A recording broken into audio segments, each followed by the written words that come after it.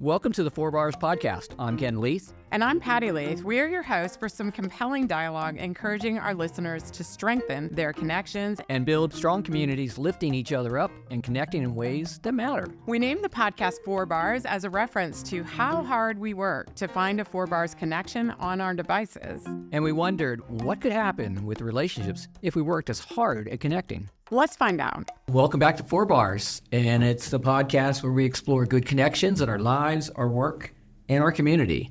And today, we're very, very fortunate to have Mayor Stephanie Orman of Bentonville, Arkansas, with us. It's a pleasure, and thank you for being here today. Thank you for having me. Absolutely. And along with my co-host here, Patty. Hi. We're going to explore Welcome connections. back. And today we'll be exploring connections and what it means in community, especially from a different perspective of community and someone who actually has responsibility for helping people come together and grow as not an organization, but as a community, a blending, if you would, of everything we've been talking about in the first couple of podcasts. First, if you just kind of tell us a little bit about you, Stephanie, or Mayor Orman, how you got to be mayor and what kind of was the impetus where you said, I think I would like to be mayor of Bentonville, Arkansas. Well, I always tell people I was not a political science major, and so, but I really got engaged with our city several years ago by becoming our POA president in our neighborhood. And I've always felt like, it's our responsibility as citizens or residents to come together and bring people together and work towards resolutions. And so as I, in my career, I was in advertising and marketing, so full-time career there, but I'm also a mom and a wife, but I also wanted to be really engaged with our neighborhood and our city. And so through that process, just started to learn more about city government and how on a daily basis it affects our lives, probably more than any other form of government.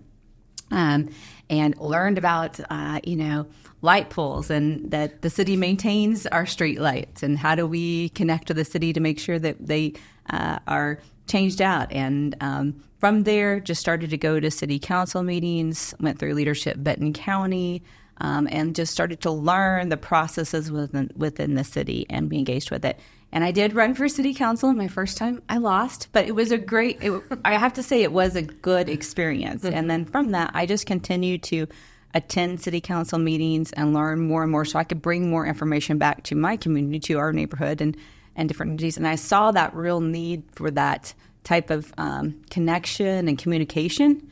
And so just became more and more involved. Eventually ran a second time for city council and won, and then did a second term on city council and won that race. And then in the last mayoral election, our previous mayor was not going to rerun. And so I decided to run and have had the pleasure to lead the city of Bentonville for the last 5.5 years.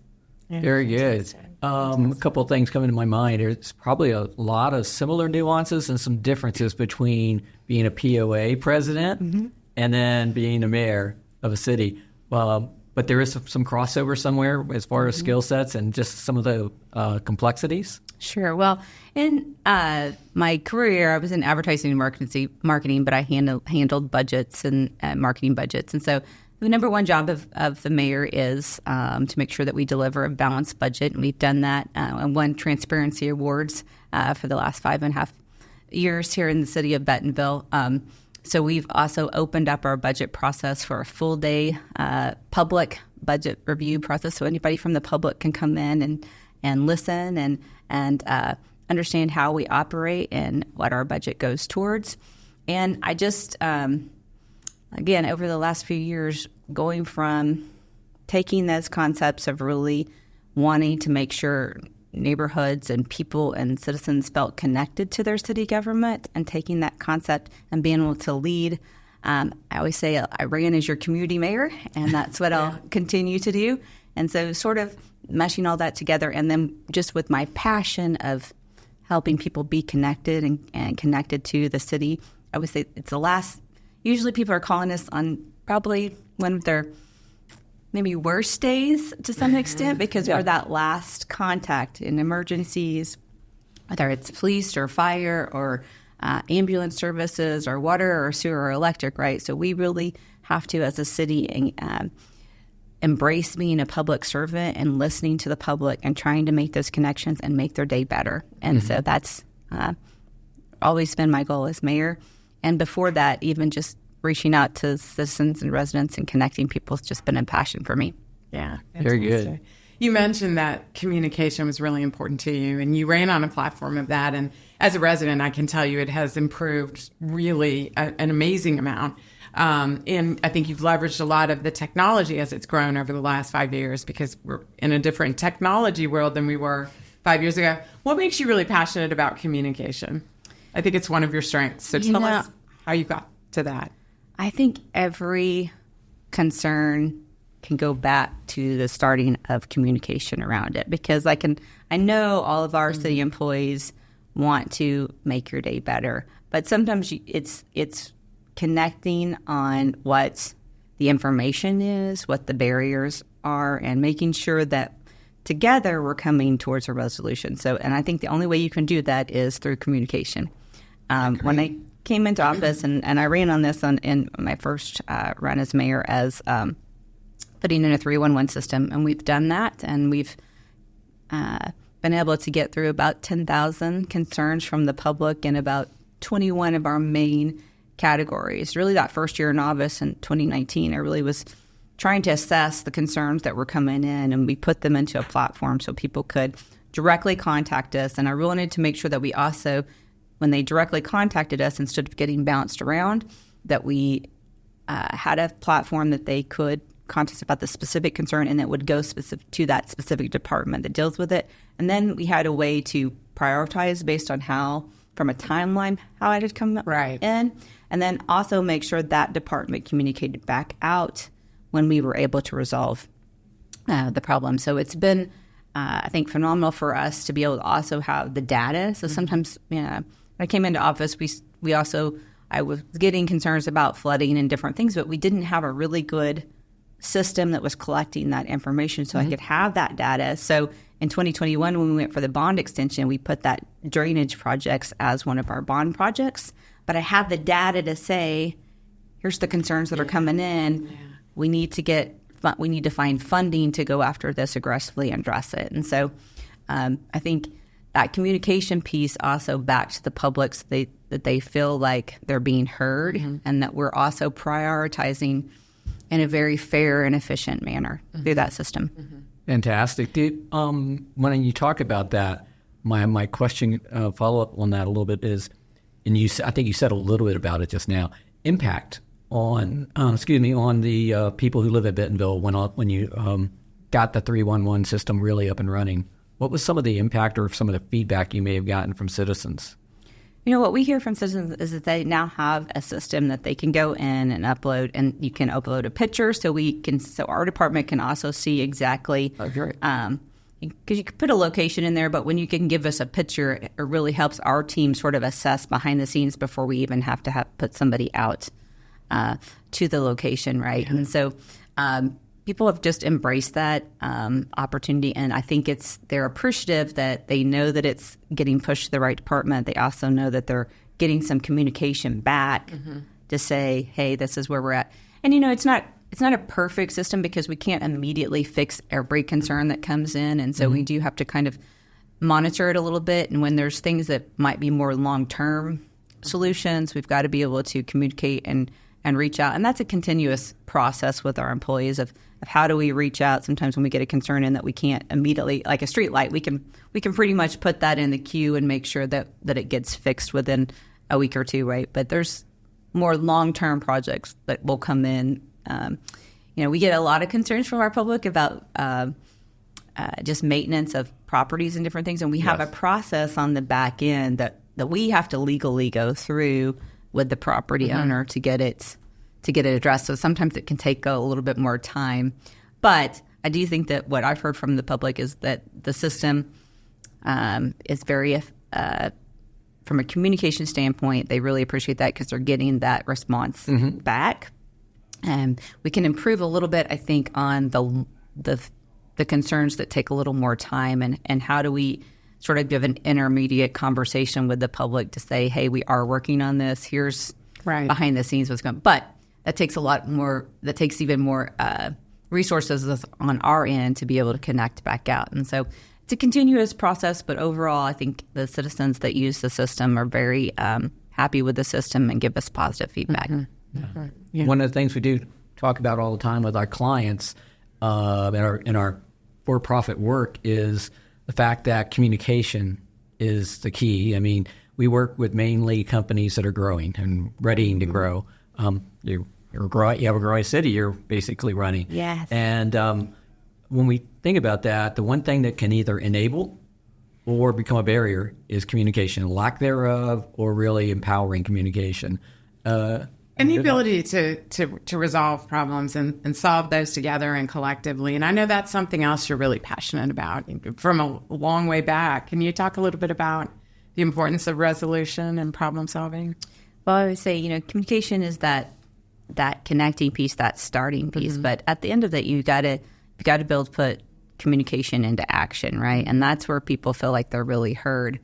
I do say if you contact my office and you have a concern, usually I'm going to ask you to come in and let's have that conversation so that we're working on a resolution together. Okay. Sometimes city government can give you an immediate fix to something.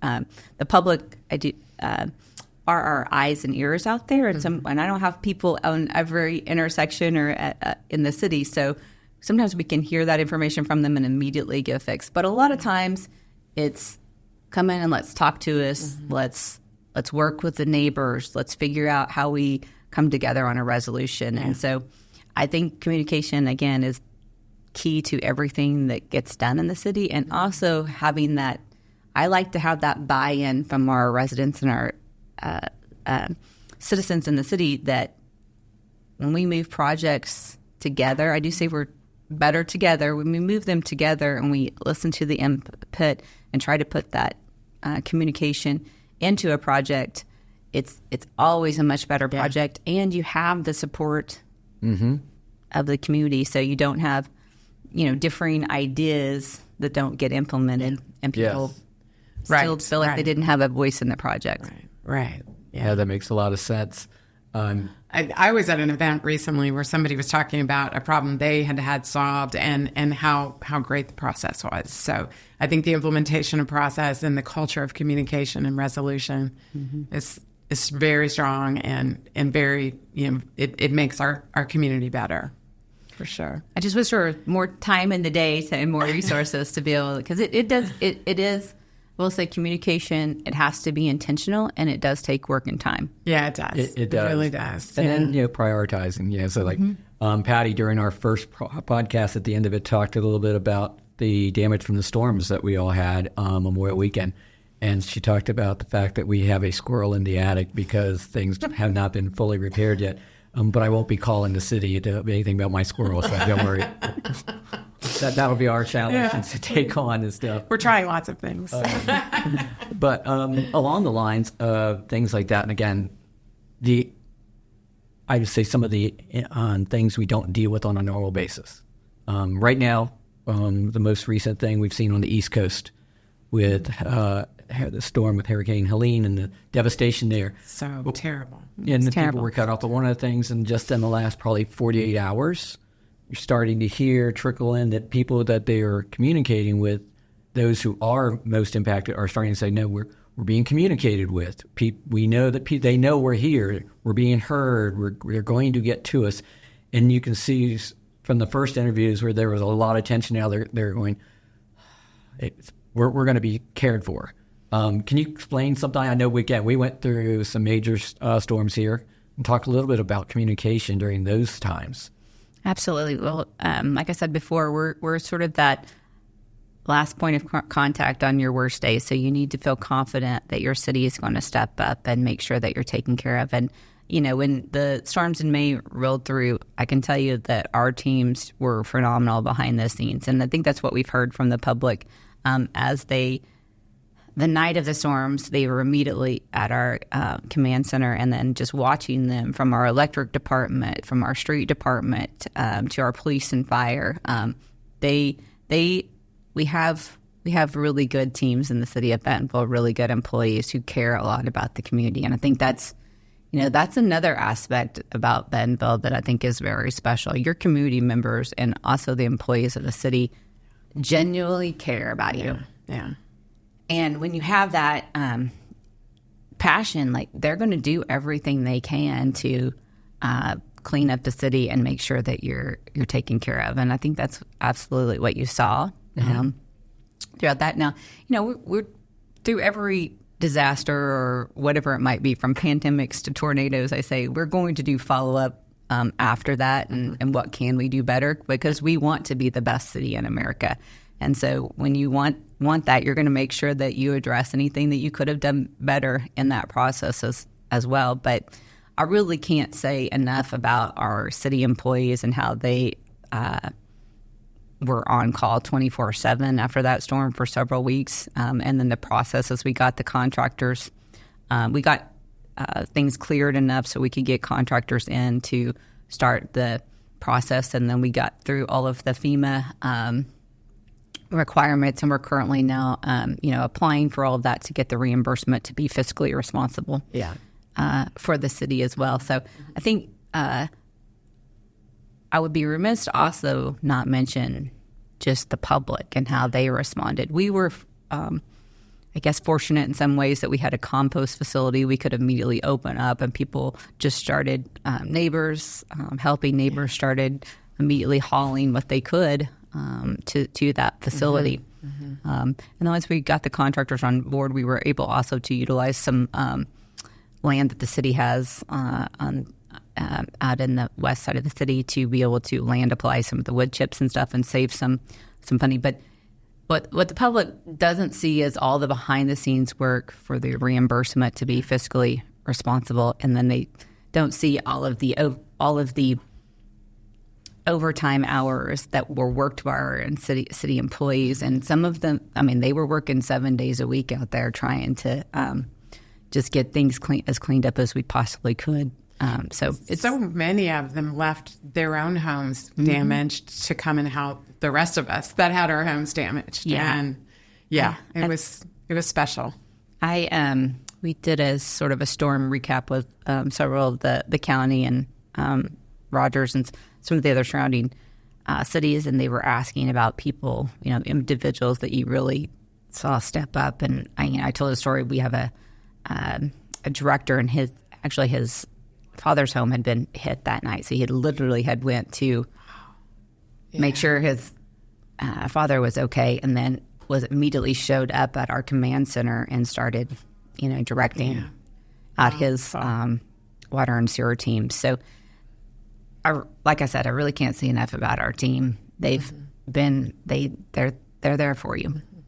Absolutely. And telling about stories. Again, disclosure. We know you from being mayor, but also from before. I'll share a story. During the cleanup, there were again a lot of people helping. Yeah. We had a great deal of assistance, and we had people who helped us cut the branches off of the trees, carry the brush up, and then you had to put it along the streets so it could be picked up, and which was done really wonderfully and seamlessly. But on a Sunday evening, I'm working in it, and I just had a procedure for a torn rotator cuff about a week and a half or so before, 2 weeks, and I was working to not move it, and my partner here had shared with everyone we know that I shouldn't be using my arm. Like a broken record. And of course, when you have a storm like that, and you have people helping, you need to get involved, and so you start using it. So on a Sunday evening, and it's about dark, I'm clearing up the brush, and I hear someone behind me say, "What are you doing?" And I said, "Oh, I'm moving brush," and not looking back. And it's like, "Should you be doing that?" I was like, So I turn around, and it is none other than Mayor Orman, who is there and talking to me about, and I assured her that I had permission to be doing that work.